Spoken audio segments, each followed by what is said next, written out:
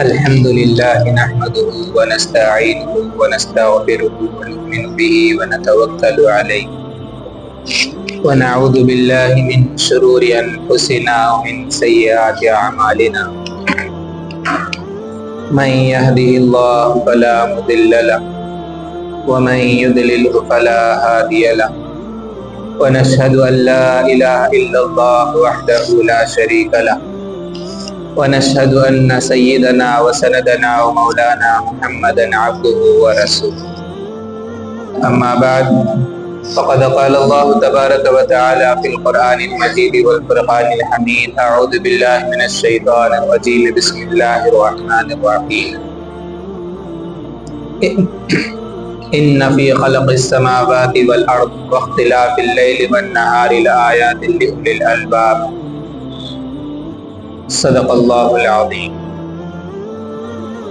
عزیز ساتھیو، اللہ رب العزت کا بڑا احسان ہوا کہ اللہ نے ہمیں جمعہ کا یہ دن عطا کیا، اور ابھی میں نے ایک آیت مبارکہ تلاوت کی ہے جس کے اندر اللہ تعالیٰ آسمان و زمین کے بارے میں غور و فکر کرنے کا ہمیں حکم دے رہا ہے۔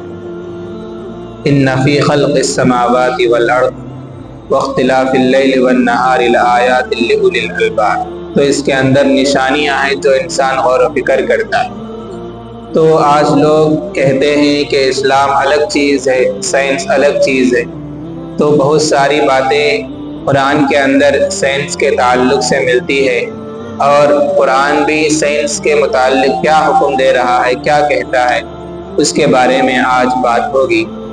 اور گزشتہ چند جمعوں سے اسلام کیا ہے، اسلام اور انسانی حقوق کیا ہوتے ہیں، اس کے متعلق بات چل رہی تھی۔ تو آج اسلام اور سائنس، اسلام سائنس کے بارے میں کیا کہتی ہے، اس کے متعلق کچھ باتیں ہوں گی۔ تو سب سے پہلی بات یہ ہے کہ اللہ تعالیٰ سائنس، انسان سائنس کسے کہتے ہیں؟ ہمارا سوال یہ ہے کہ سائنس کسے کہتے ہیں؟ تو اللہ تعالیٰ اس کو قرآن کے اندر کیا فرماتے ہیں؟ تو حضرت آدم علیہ السلام کو جب اللہ تعالیٰ نے پیدا کیا تو اس کے بعد فرمایا وَعَلَّمَ آدَمَ الْأَسْمَاءَ كُلَّهَا، یعنی اللہ تعالیٰ نے تمام چیزوں کو بنایا اور تمام چیزوں کے نام آدم علیہ السلام کو سکھلائے۔ تو یہاں پر اسماء کے بارے میں آتا ہے، تو بعض علماء فرماتے ہیں کہ اشیاء یعنی چیزوں کے نام کو اسماء کہا گیا ہے۔ تو سائنس بھی اسی کو کہتے ہیں کہ کسی چیز کے بارے میں معلومات کرنے کو سائنس کہا جاتا ہے۔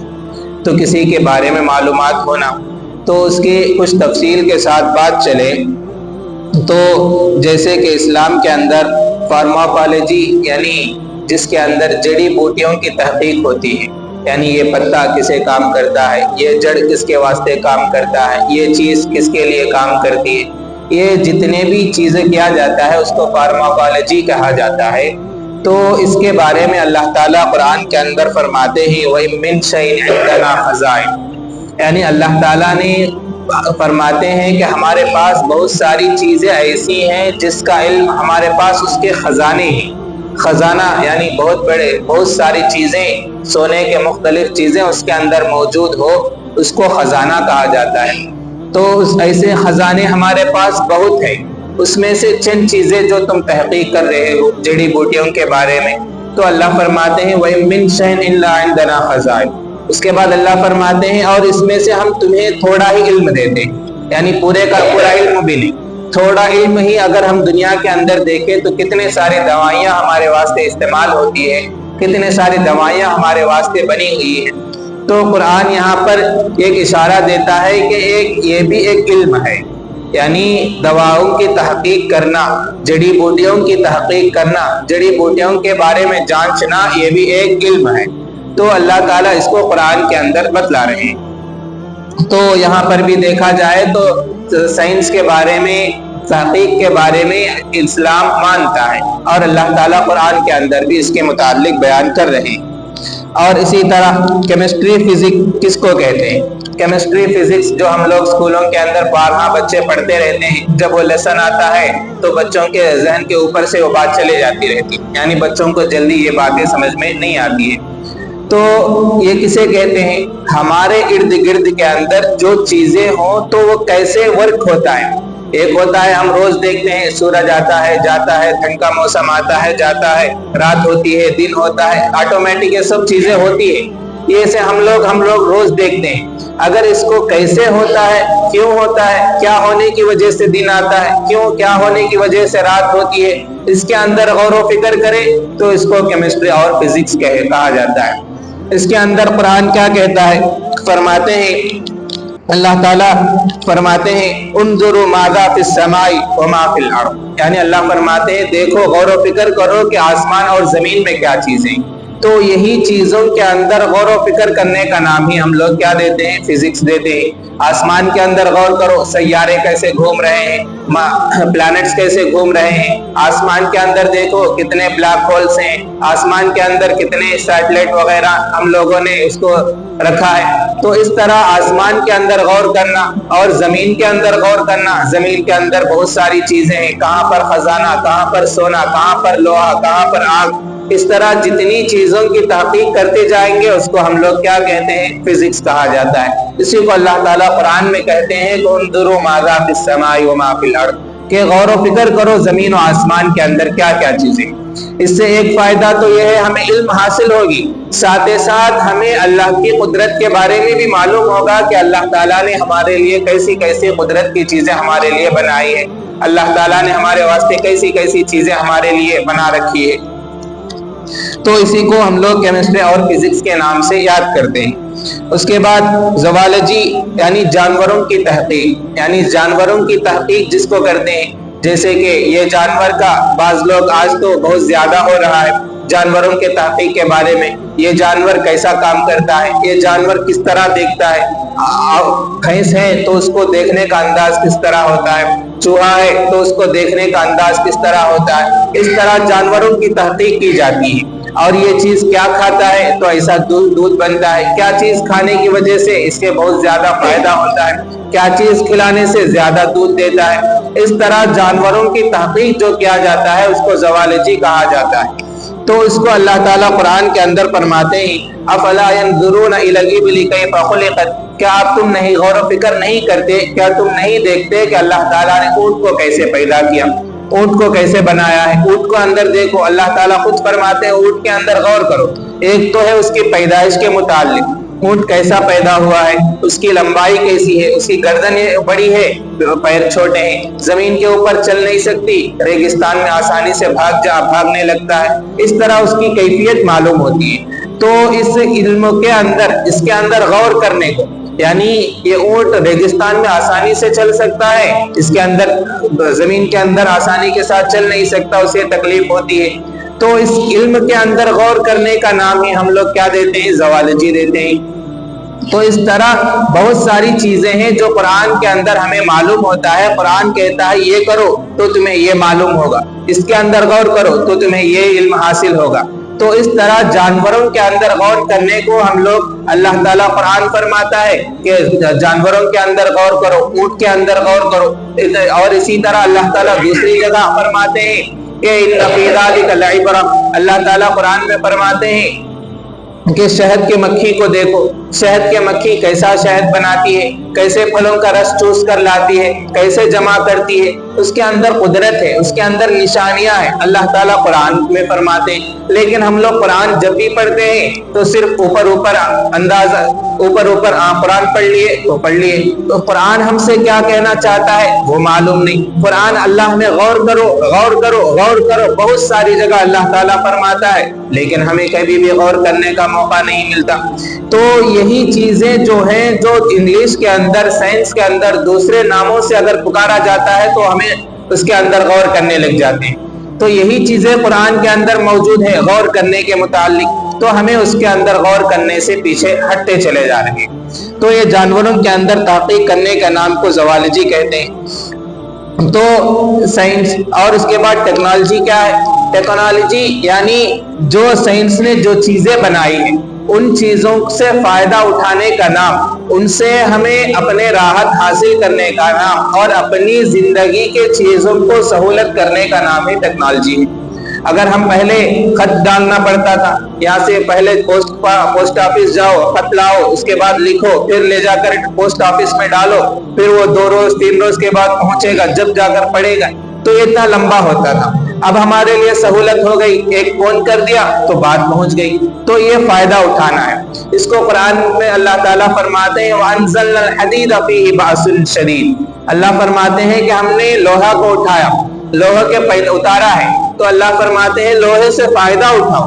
آج دنیا کے اندر دیکھا جائے کسی دھات سے اتنا زیادہ فائدہ نہیں ہوتا جتنا زیادہ لوہے سے فائدہ انسان کو پہنچتا ہے۔ ہر چیز کے اندر لوہا موجود ہوتا ہے، چاہے کھانے کا پلیٹ سے لے کر واش روم کرنے تک کے نل تک، جتنے بھی چیزیں ہیں ہر ایک کے اندر لوہا موجود ہوتا ہے، ہر چیز کے اندر اسٹیل استعمال ہوتا ہے، اور اس طرح بہت ساری چیزیں ہیں جس کو ہم استعمال کرتے ہیں۔ تو اسی کو اللہ فرماتے ہیں وَأَنزَلْنَا الْحَدِيدَ، یہ ہم نے لوہے کو اتارا ہے اور تو تم اس سے فائدہ اٹھاؤ تم، اور یہ بہت سخت چیز ہے، اور یہ اس کے اندر بہت سارے فائدے انسان کے لیے اللہ تعالیٰ نے رکھا ہے کہ ہر چیز اس سے استعمال ہوتی ہے، ہر چیز اس سے بنائی جاتی ہے، ہر ایک چیز کے اندر اس کا موجود ہوتا ہے۔ آخر کے انسان کے اندر بھی لوہا موجود ہوتا ہے، آخر انسان کے اندر آئرن کے نام سے انسان کے اندر موجود ہوتا ہے۔ تو اس طرح بہت ساری چیزیں انسانی بدن سے لے کر انسانی موت تک کے جتنے بھی چیزیں استعمال ہوتی ہے تمام کے اندر اللہ تعالیٰ نے لوہے کو رکھا ہے، چاہے وہ کسی بھی دوسرے نام سے ہی کیوں نہ ہو۔ تو اس طرح اللہ تعالیٰ نے فرماتے ہیں کہ دنیا کے اندر جو ٹیکنالوجی ہوئی ہے اس سے فائدہ اٹھانے کو اللہ تعالیٰ ہمیں اس آیت کے اندر ہمیں بتلا رہے ہیں کہ تم فائدہ اٹھاؤ، دنیاوی سہولتوں کو اختیار کر کے فائدہ اٹھاؤ۔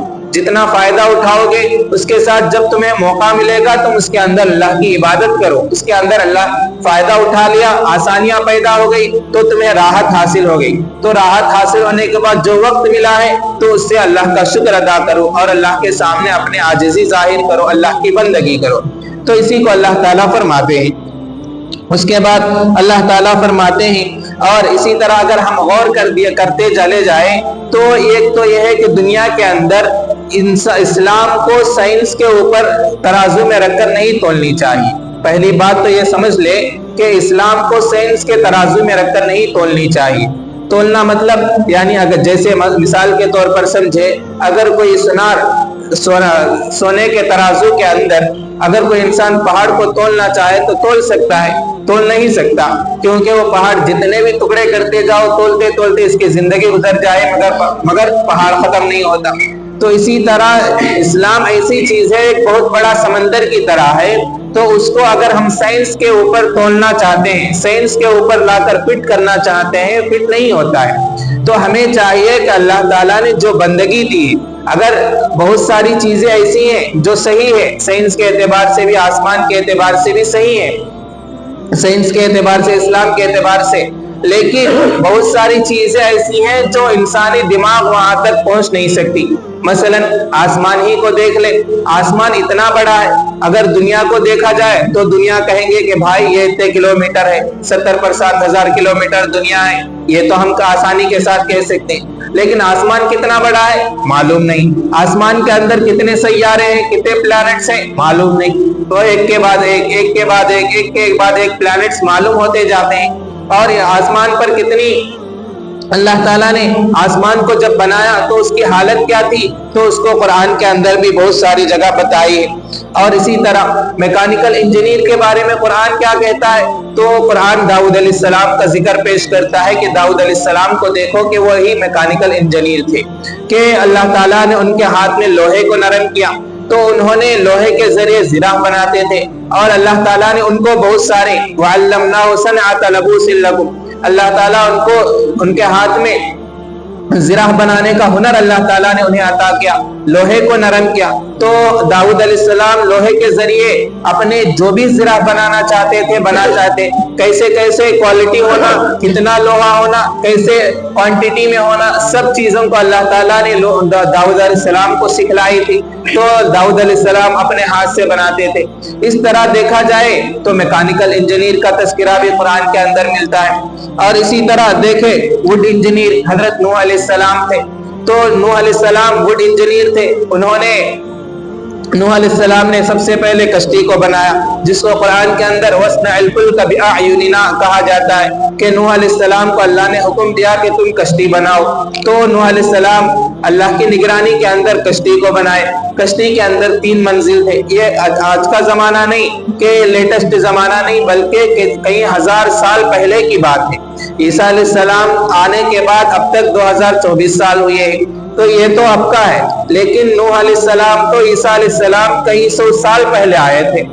तो जब की बात है, तो नूह अलैहिस्सलाम जब कश्ती बनाए, वो भी 3 मंजिला बनाना, और वो भी एकदम टेक्नोलॉजी के साथ, जैसे बड़े बड़े तूफान को भी संभाल सके, किसी पहाड़ को लगे तो भी वो बर्दाश्त कर सके, इतनी टेक्नोलॉजी के साथ नूह अलैहिस्सलाम ने उस कश्ती को बनाया था।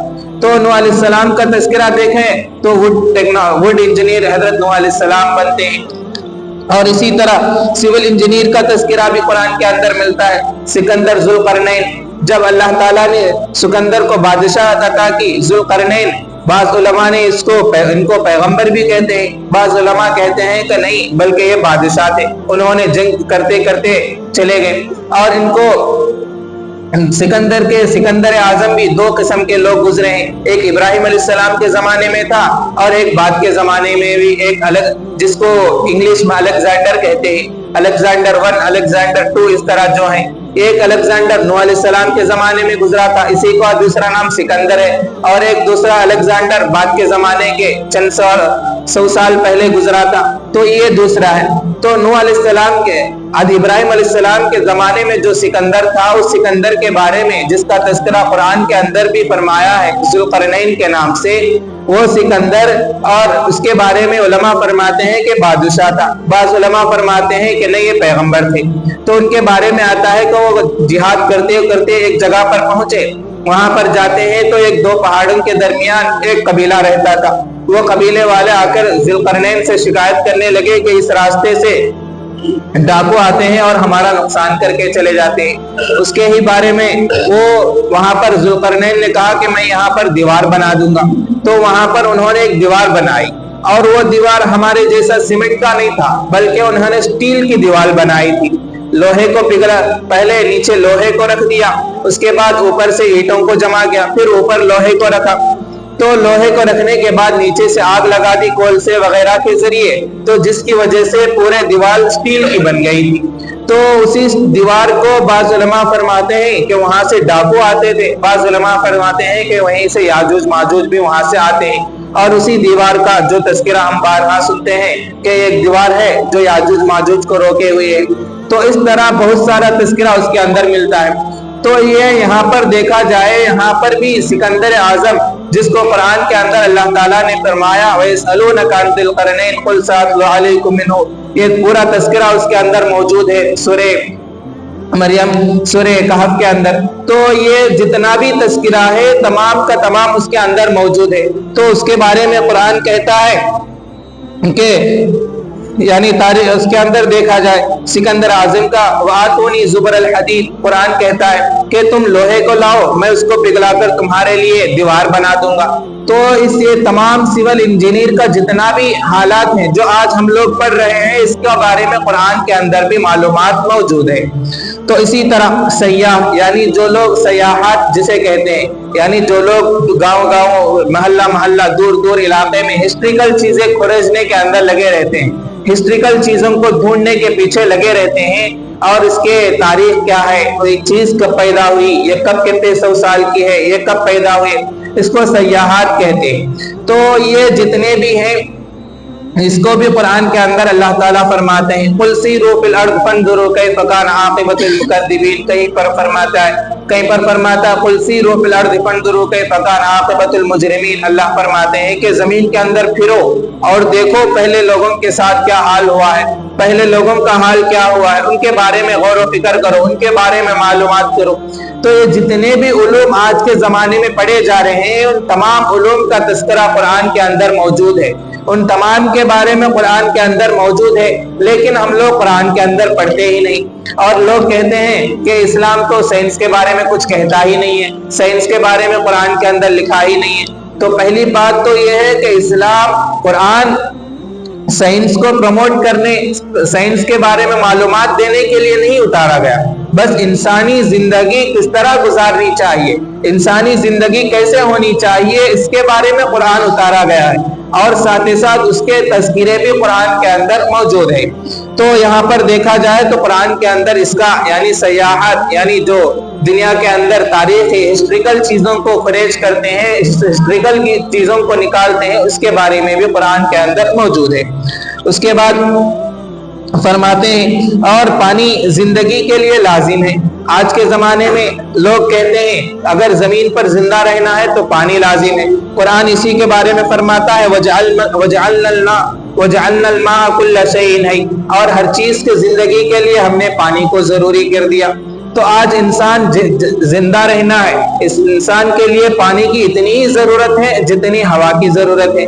इस्लाम अगर इंसान अगर पानी के बगैर थोड़ी देर भी नहीं रुक सकता, इंसान को पानी की इतनी जरूरत है। और आज लोग दूसरे प्लैनेट पर जिंदगी गुजारने की कोशिश कर रहे हैं। आज लोग कहते हैं कि फलाने जगह पर पानी मौजूद है, फलाने प्लैनेट में पानी मौजूद है, वहां पर जाकर जिंदगी गुजारें, वहां पर जाकर जिंदगी गुजारा जा सकता है। इतने 100 साल के बाद फलाने जगह भी इंसान बसेरा कर लेगा, फलाने प्लैनेट पर रहना शुरू कर देगा।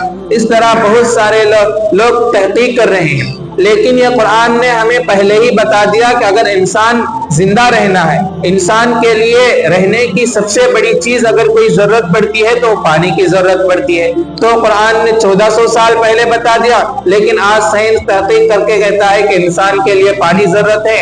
इसलिए अगर किसी दूसरे प्लैनेट पर रहना है तो उस पर पहले सबसे पहले जाकर उसको तहकीक करनी पड़ेगी कि पानी है या नहीं, पानी है तो वो सही है या नहीं। तो इस तरह बहुत सारे चीजों के बारे में कुरान ने पहले ही बता दिया था। उसके बाद इस्लाम बहुत सारी चीजों के अंदर से एक चीज ये भी है कि दुनिया की इब्तिदा कैसी हुई।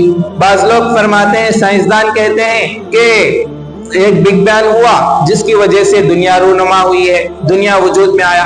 तो इसका तज़किरा भी कुरान के अंदर फरमाते हैं। कुरान के अंदर अल्लाह ताला फरमाते हैं कि सुम्मस्तवा इलस समाई वहिय दुखानुन। सूरह साफ़ात के अंदर अल्लाह फरमाते हैं कि जमीन और आसमान अभी नहीं बने थे तो उस वक्त अल्लाह ताला ने एक धुएं के शक्ल में अल्लाह ताला ने उसको बनाया था।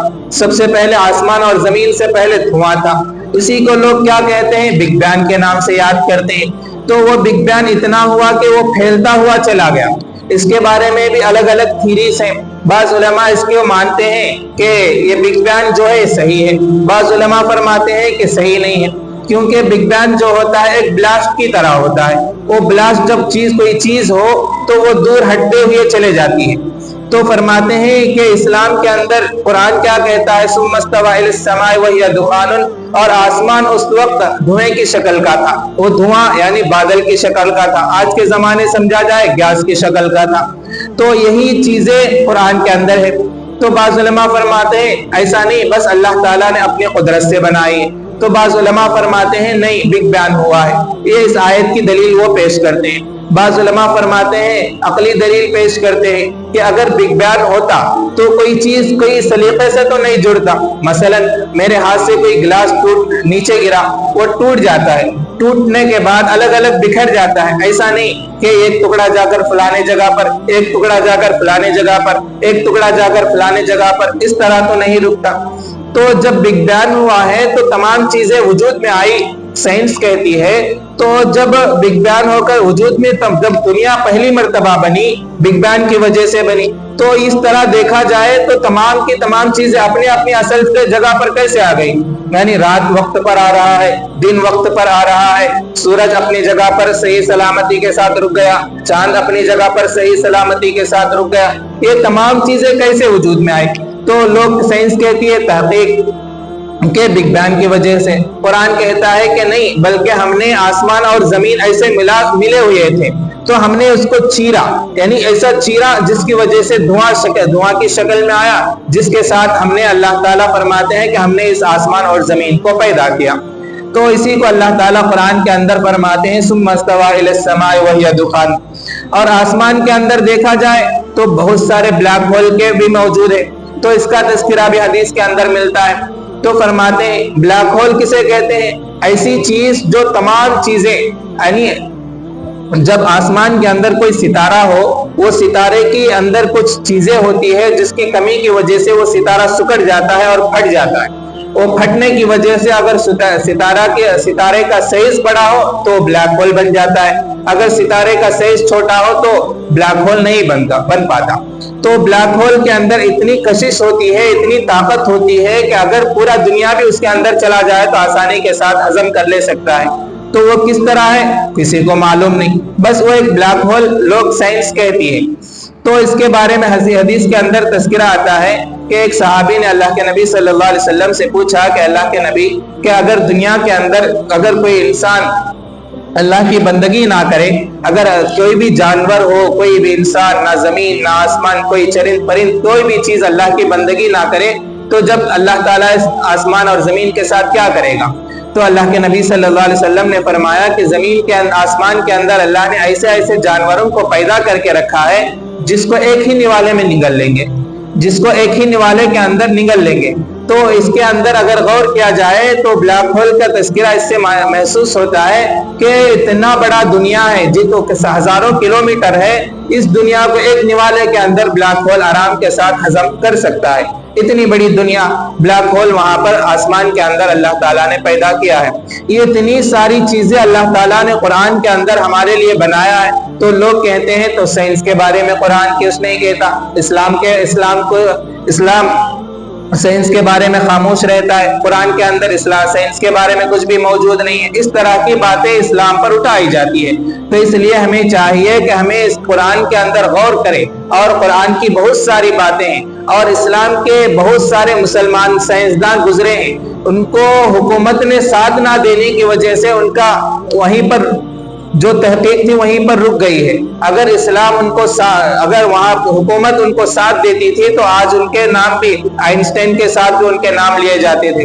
اگر مثلا ایک سمجھے جو ہم لوگ 10th وغیرہ میں پڑھتے ہیں الجبرا کے نام سے، تو یہ الجبرا کا ردھم جو ہے ایک مسلمان نے تحقیق کی تھی، محمد بن موسیٰ۔ تو دیکھیں تو یہ نکالنے والے بھی الجبرا کا ردھم نکالنے والے بھی مسلمان ہیں۔ اور اس طرح آپریشن کی بہت ساری چیزیں جو ہم استعمال کرتے ہیں، اور آپریشن کے واسطے دیکھا جاتا ہے کہ کسی بھی قسم کے جراثیم، کسی بھی قسم کے کیمیکل وغیرہ اس پر اثر نہ ہو، اس طرح کی ہاسپٹل کے اندر تیاری کی جاتی ہے۔ تو یہ کئی سو سال پہلے ہی مسلمان نصیر الدین نام کے ایک مسلمان نے اس کو زمین کے اندر تحقیق کر کے ریڈی کیا تھا، جہاں پر کسی قسم کے جراثیم نہ پہنچے، کسی قسم کے بیکٹیریا نہ پہنچے۔ اس طرح کے ہاسپٹل اور اس کے لیے آپریشن کے لیے جو بھی ضروریات ہیں ان تمام کو انہوں نے تحقیق کر کے رکھی تھی۔ آج لوگ کہتے ہیں کہ ان لوگوں نے یہ تحقیق کی، مسلمانوں کیا کیا ہے؟ مسلمانوں نے کچھ بھی نہیں کیا۔ تو اگر غور فکر کیا جائے تو سب سے پہلے فلائنگ کرنے کا جو چیزیں تھی، فلائٹ بنانے کے جو بیسکس تھے، وہ مسلمانوں نے ہی تحقیق کر کے رکھی تھی۔ اور اسی طرح بہت ساری چیزیں، کیمرہ دیکھیں، کیمرے میں بھی سب سے پہلے مسلمانوں نے تحقیق کر رکھی ہے۔ اس طرح بہت ساری چیزیں ہیں جو آج کے زمانے میں مسلمانوں نے تحقیق کر رکھی ہے، لیکن حکومت ساتھ نہ دینے کی وجہ سے ان کا نام سامنے نہیں آ سکا ہے۔ تو ہمیں چاہیے کہ ہمیں اپنے تاریخ کو جاننی چاہیے، اور اپنے قرآن کے اندر غور کرنی چاہیے کہ ہمیں قرآن کیا کہنا چاہتا ہے۔ اللہ تعالیٰ کہنے سننے سے زیادہ عمل کرنے کی توفیق عطا فرمائے۔ وما علی الا البلاغ۔